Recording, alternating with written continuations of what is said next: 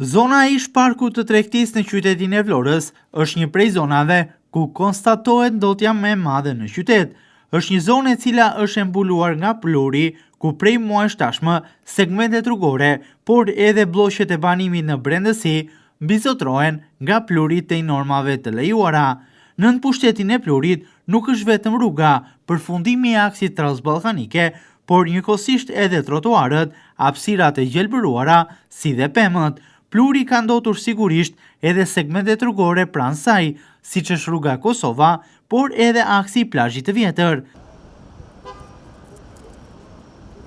Shkak për të ndotje të normave të lejuara është bërë një projekt që po zhvillohet aty.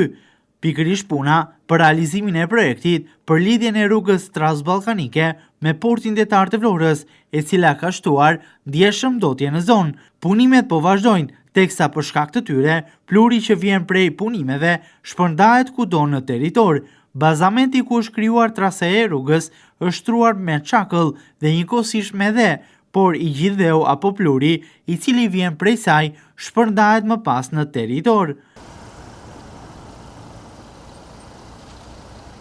Po flasim këtu për një prej zonave më të populluara të qytetit të Vlorës, për shkak se në zonën të ish parku i tregtisë, apo siç njihen ndryshe, tek Vola, janë me 10 godina banimi, disa katëshe.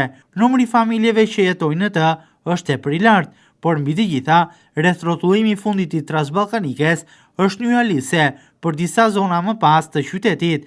Ndaj tepër e domosdoshme pastrimi i kësaj pjese të qytetit për të larguar prej andej ndotjen të normave të lejuara.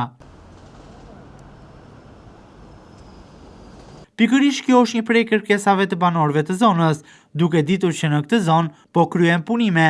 Banorët thonë ku oraret e pastrimit në të duhet të jetë më të shpeshta. Banorët jashtë kamerave kërkojnë që oraret të përqendrohen kryesisht përgjatë mbrëmjeve, ku ka më pak qarkullim. Gjithashtu, ata thonë se tepër e domosdoshme është edhe pastrimi i këtij segmenti rrugor me ujë, larja e tij me ujë për të përmirësuar edhe cilësinë e pastrimit në zonë. Mbi të gjitha, kjo ndotje ndikon edhe në shëndetin e banorëve të zonës, veçanërisht atyre të cilët vuajnë nga problemet të frymarrjes, një ndërto edhe astma.